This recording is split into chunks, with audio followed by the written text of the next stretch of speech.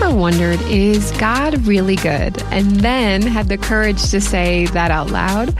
Hey there, I'm Danielle Zapchenk, and I am so thrilled you are joining me today on the Parable Podcast. I would love for you to meet writer and podcaster Careese Mukulu as she shares honestly about how she viewed God at one point in her life. I really struggled to believe that God was all good. I could stand behind this idea that God is all powerful. I could get behind him being ever present. I could even get behind him being all-knowing, all of those things. But all good was just off the table due to the experience I was having. And that's a really depressing place to be, because basically I was in a situation where I had an ever-present, all-powerful being who I believed was controlling my life, but I suspected that he just might be a little bit sadistic. Here's my conversation with Careese Mukulu.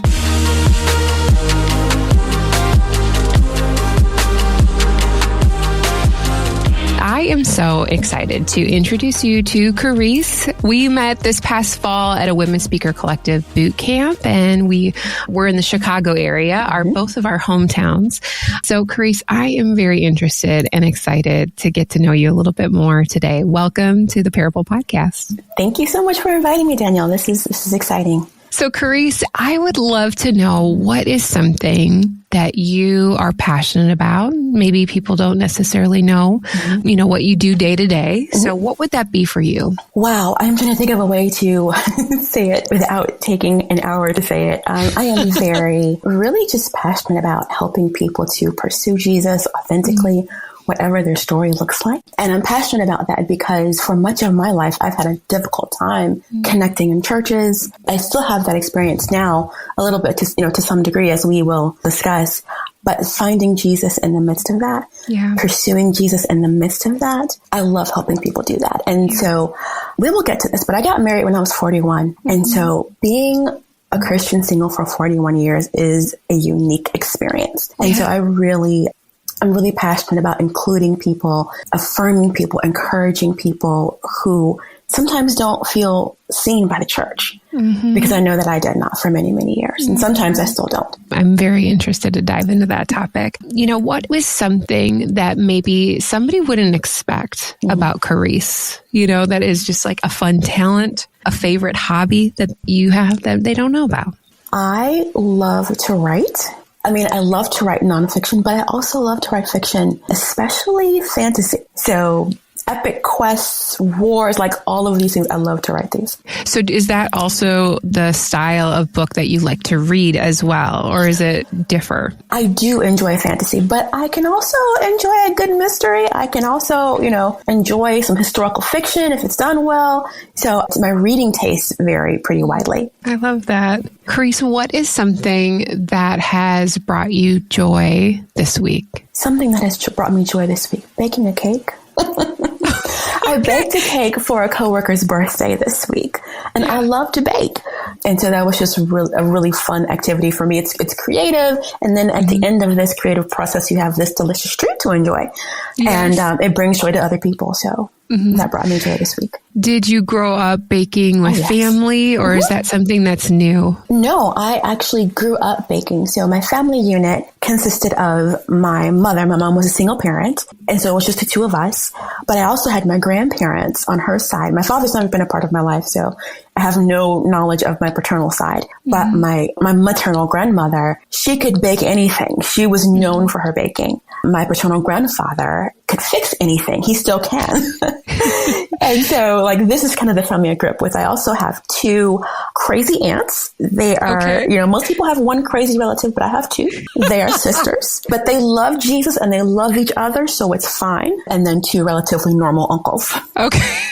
I love that you say relatively normal. Relatively. They are slightly obsessed with the Chicago Bears, but that's a different conversation. We all are relatively normal. We all have a special uniqueness to ourselves that, raises attention from time to time. Yeah. I know this probably will come out a little bit in your story, but when was Jesus more than just a name for you? What was that like, Careese? Yeah. So I grew up in a close-knit family. Church was central. So I grew up in a Baptist church on the south side of Chicago. My grandfather still attends that church. And so like that was a non-negotiable. We were going to church on Sunday. And so I grew up being in the Sunshine Band and Sunday school and all of those activities, Baptist Youth Fellowship, all of those things. So I was introduced to Jesus as a child, but I would not say that I really understood.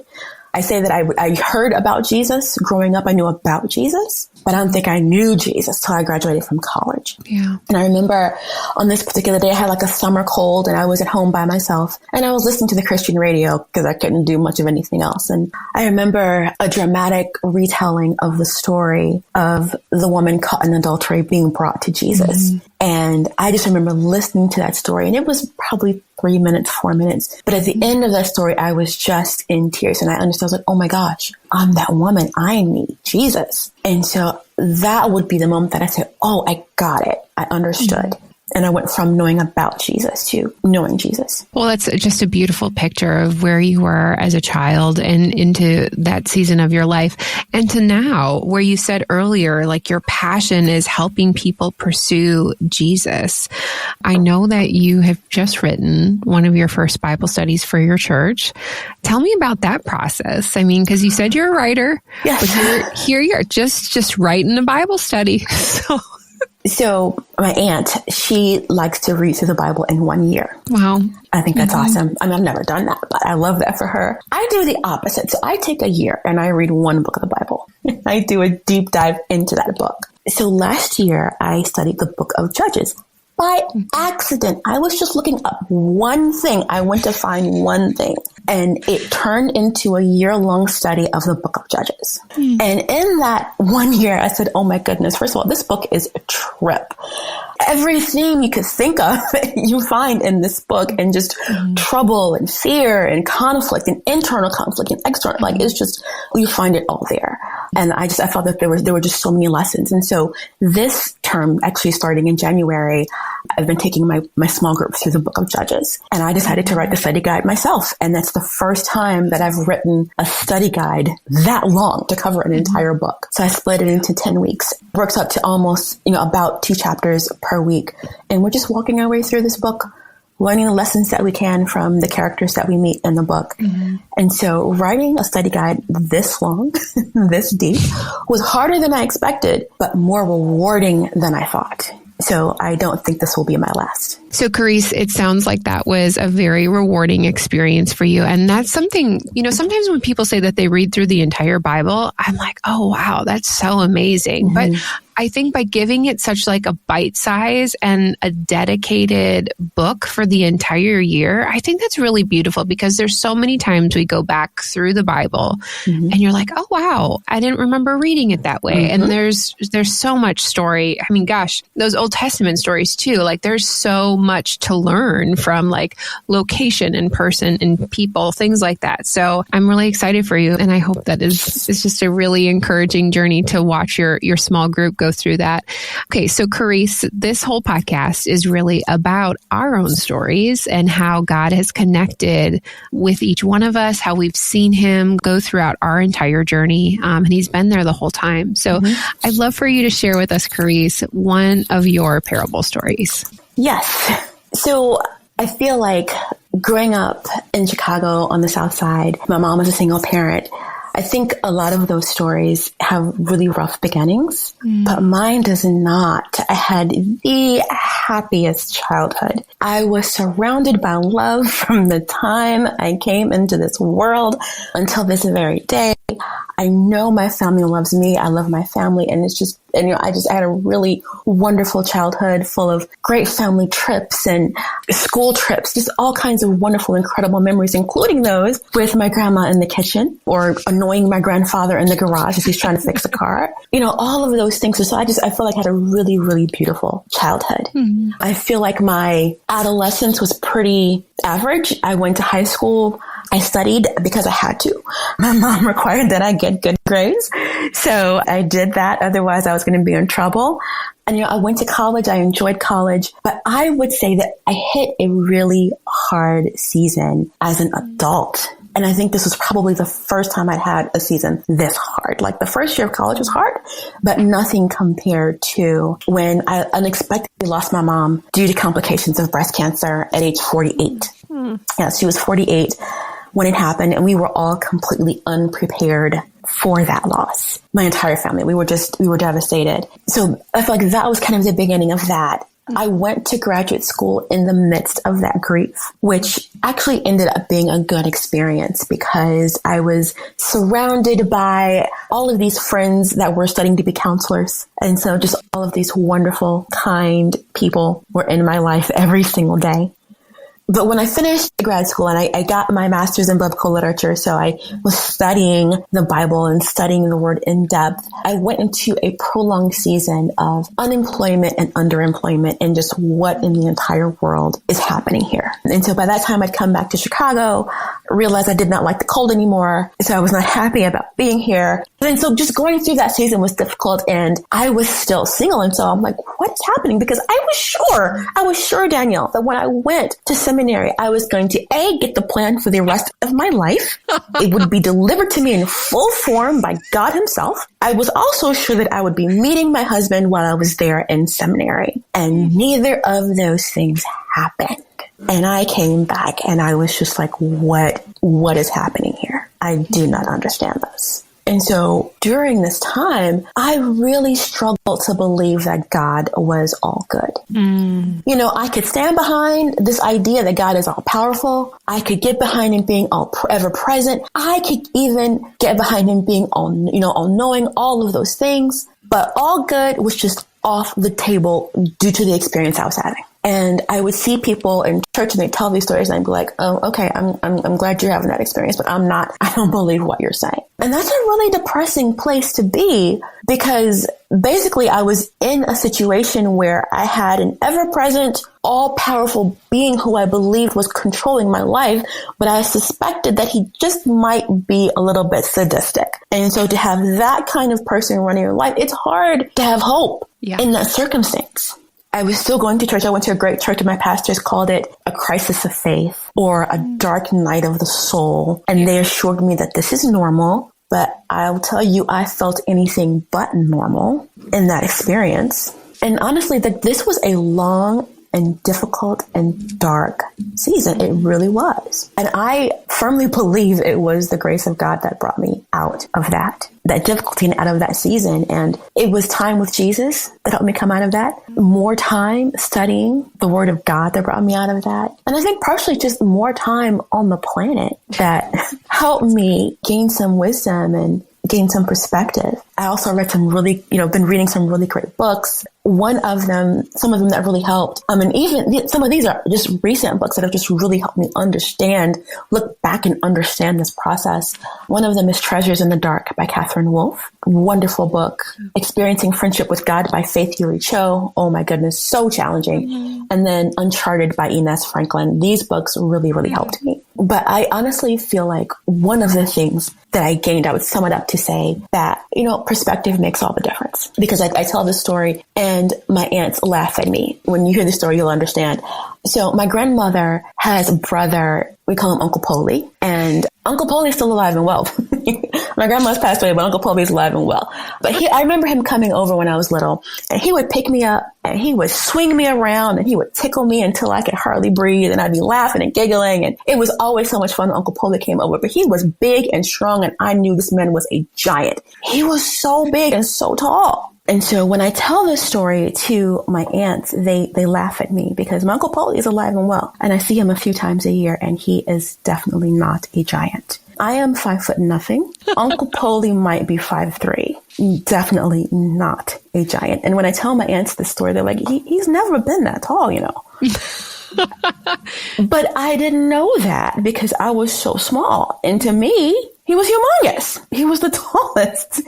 So, I feel like that kind of perspective can make all the difference. And so I feel like just having more time with Jesus, more time on the planet, more time walking with Jesus and studying his word has helped me to get some additional perspective on just these hard seasons that we go through. And so I think with some of that perspective, there were some things that I really missed. I would sit and I would compare my story to other people's story. And I'd be like, oh, they have the ideal. I don't have the ideal. But I think what I was really missing is that nobody has it easy. Like hardship comes for everybody. You may not see it. They may not tell you about it, but that doesn't mean that it's not present and that it's not affecting them. And you don't know what season people will walk through, because some of those same people whose stories I envied, I look back and I've just seen, just really, really hard seasons that they've walked through that I'm sure they didn't see coming either. So no one is excluded from hardship. It comes to all of us. Yeah. And that's something that I just could not quite understand at that time. I also think that my understanding of God's goodness and God's love and God's care were warped because I thought those things equated to an easy life where everything goes perfectly. Yeah. That's just not the case at all. So I feel like those are some of the things that I really missed during that time when I was, just really going through the most difficult parts of it. And I'll be honest with you, I really did struggle with whether or not God was sadistic and he enjoyed my suffering. And I felt that way for a long, long time. And it's just taken that time and walking with Jesus to see his constant care for me throughout that process. There's a song that I grew up with called Precious Lord, Take My Hand. And that's exactly what he did when my mom passed away. And I know that for sure. And so I feel like just kind of looking back and seeing those things that I was able to hold on to through that season, that's really helped me to gain perspective and to see things differently and to see God differently. And I feel like it's also helped me to see what I gained from those experiences. And that might actually be the best part, because I feel like I gained so much strength from those experiences. I don't even know how to describe it. I just remember I was talking with my boss about a situation, and I was like, if this guy that, just treated me so badly all these years ago, if he came to me now, oh my goodness, it would be a totally different story, because I'm a different person. I'm a stronger person now than I was then. And so I gained all kinds of strength through those dark experiences. I also gained a really strong sense of self and just really committing to becoming the person that God wants me to be and who he has created me to be, and not someone else and trying to, conform to what someone else wants, but to really be what it is that God wants. And because of these experiences, I feel like I've also gained a lot of compassion for people who go through difficult circumstances. It's helped me to relate to others, and it's given me the ability to hold pain, not just my own, but other people's. And I feel like that's something that you don't find all that often. It has given me a much better understanding of people and human nature. And I learned to find resources. I learned to find better resources, because sometimes I felt like the church just was not giving me what I needed, but I learned how to find that community and find that guidance that I needed. I think looking back on it, because I really did feel like at that time I felt that God was enjoying my suffering. With some additional perspective, as I look back on it, I don't think that God enjoyed that season, but I do think that he values the things that dark season produced in me. And there's a big difference. Yeah, absolutely. And here's the kicker though. On the other side of that experience, the enjoyment is mine. Because I get to enjoy who I've become as a result of that dark season, and I intend to do just that. And in another difficult situation, I am married, but we don't have children. We had one pregnancy that ended in miscarriage, and that's a difficult situation, especially to be in churches where, there's this expectation of what your family should look like. But I feel like the things I learned in that first season are helping me in the second season. And, sometimes people will ask, well, don't you wish you had kids? Well, sometimes. But I'll tell you that what I'm doing all the time is doing my best with the hand that I've been dealt. And I intend to play that thing for all it's worth. I'm showing up for that every day. Careese, first of all, I'm so sorry for the loss of your mom, and just how that journey started for you of just feeling so loved as a child and just like, I'm feeling welcome and free and I love the Lord. And then all of a sudden reality hits. It is, I think anytime we lose somebody close to us for the first time, it is a very jarring experience. It is. And you said that no one is prepared for loss. I don't think anyone is. We think that we are, or maybe even from a certain experience of like, okay, I think I can handle that. But depending on who the person is in our life and the role that we play, I have a theme for each month, and I don't really know like where we're going and who's going to be talking about what. But this is perfect because we're really talking about faith in this month. And you talked about having more time on this planet provided you more time to have perspective, and I think that is so true. It is so true, but it is really challenging. It's very hard. And I'm sure that this journey of yours wasn't a 2-week process. So it's a longer period of time. Yeah. So kind of talk to me about when you're walking through this hardship, what would your encouragement be of like, this isn't going to be overnight. This is going to be a process. So perspective is not something that comes quickly in my experience. It takes time to grow and develop. And honestly, the closest thing that I can liken it to is baking. I bake bread. I bake lots of things, but I also bake bread, and time is one of those things. When you mix the yeast in the dough, you're not going to bake that in 15 minutes.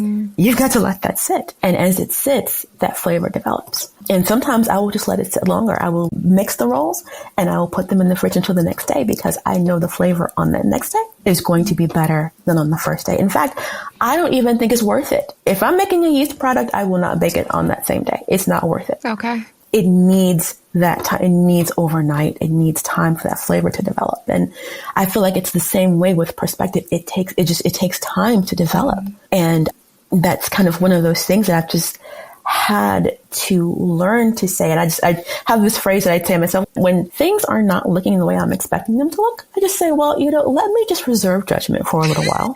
Seriously, because there may be more to this than I'm not seeing. And so before I go getting all upset and, spiraling all out, because I've done that too, let's just reserve judgment and let's see what God is doing. That's so good. That is a perspective that needs to be like trained into yourself over time, because gosh, we can just go to those snap decisions immediately. And, that kind of goes into my next question. You talked about like, sometimes I think people as Christians, it may be because they haven't experienced something yet in their life. They assume, oh, well, if I'm a Christ follower, it is an easy life. It is a perfect life. And so you should be blessing me. But on the other hand, when that doesn't happen, you had this feeling of like, I feel like you're being a little bit of a sadist. So talk to me about that kind of mixed feeling and kind of pushing through that. That is a very, very strange place to be. It is very strange to be sitting in church, like listening to the songs, like listening to the praise and worship songs. And I'm like, nope, not singing that one. I remember Good Father is one of those. I was like, nope, not happening. Because I had nothing that identified with that song. So I would sit and I would listen to it and I'd be like, I'm not sure what these people are experiencing, but I'm over here having something different. And so it's difficult to push through that and to have that happen. But, it's really interesting that there are these little things that anchor you or that hold you when everything else is crazy and everything else is uncertain. And it might, it's probably going to be different for every single person. But for me, when I did not know anything else, I knew one thing. I knew that I knew that I knew that God was beautiful. And, you may be listening to that and you're like, and this is important because I don't know if I can explain why, but the beauty of God is something that just captures my heart fully, completely. And so even during this time that I wasn't sure if God was a sadistic monster, I could at least fall back on the fact that God is altogether beautiful. Careese, thanks for that honesty, because I think there's so many of us that really struggle when we do have these dark nights of the soul and we are wrestling with the things that we've learned, but now we have to come face to face with it. And it is scary. It's unnerving. It's like, can I say this out loud at church? Can I say this to my small group without them being like, making me feel like I'm filled with shame, you know? So just taking a change here. You know, you talked about being single for some time, and that sometimes, many times, the church may not get that right. How we can love those in the single community, whether they choose to be single or they're just like, I'm still waiting. Right. Yeah. I love that you put the thing in there about like, when I went to go get my master's, like God was going to give me, here's my plan. Probably here's my husband. I went to a Christian college. And so the girls there said that they were getting their MRS degree. And I was like, what is that? I get it. So talk to us maybe a little bit, because you currently work in a church right now, how the church itself, the Big C Church, can support and love singles well. So one of the things that I always think about is that I was 35 years old the first time I heard a sermon illustration that involved a single person. So can we normalize talking about singles? Can we acknowledge that they exist and that they, you know, singles are among us? And that's okay. And that's normal, because 100% of people are born single. So I love it. It's okay to talk about. So yeah, I mean, I think just part of it is that acknowledgement and that encouragement and offering community for those, like even if it's just a small group. For 2 years, I led a small group. I co-led a small group of single women at the church where I used to go. And it was just that, just having that community and having each other's back, that can be so important. And so it's acknowledgement, it's speaking to singles. I remember often my pastor would say, if you're, you know, when talking about application, if you're married, if you're single, if you're dating, just whatever it is. And so just to include them, including singles and things that we're saying. Like, we would joke about the things people say to singles. How come you're not married yet? Well, if I knew, I would probably be married by now. Yeah. Or, just all of the things. When are you going to get married? Don't know. Do you have any insight? I don't. So, just all of the things that people say. And the thing I wanted the most was someone to say, you know what, let me pray for you. Let me pray for you. That's good. That, and so I was not prepared for the experience of going to church as a single person. Okay. Because I would nearly have a panic attack trying to decide where I was going to sit. So invite a single person to sit with you in church. Or, just sit next to them and say, hi, how are you? Because it is very, very hard to go into a place that is focused on groups and families and couples by yourself, Yeah. And actually, it was so difficult. And this is the thing. This is the funny thing. So when I was in seminary, I actually stopped going to church for 3 years. Could not handle it, because it was just, I would sit there and the internal chatter was just too much. And I said, you know what? I'm not benefiting from a sermon I'm not hearing. So I'd get up and leave. In the middle of service. Yes. Seriously, I'm I've had it. I'm gone. So it can be really, really hard. But I think just interacting, hey, we're going to brunch. Do you want to come with, Yes, absolutely. Careese, I know that you recently started a podcast. Yes. Can you tell us a little bit about what it's all about and what prompted you to do so? It is called the Faith Off Script podcast. And I started this podcast because I feel like my life has just refused to go along the script that I had written out. And here's the thing. I often hear people say, oh my gosh, this is what I wanted. This is what I prayed for. And God did this for me. And I'm like, oh, that's awesome. I can't relate. Then I'll have people who say, oh, well, I prayed for this thing, but God did something completely different. And his plan is so much better than the one that I had in mind. And I hear that and I'm like, oh, that's great. I can't relate. I need the testimony that says, okay, I prayed for this thing over here, but I got something that looks completely different. What in the world is this? Yeah. And what do I do with it? And so, because I feel like my life just has not gone according to the script that I had written, but I'm still meeting God in that place. And I think there must be others who are also doing the same and also meeting God in that place of just life, a life that's just very different than the one you expected. Yeah. I think there's so many people that can relate to that. Life doesn't go the way that we plan.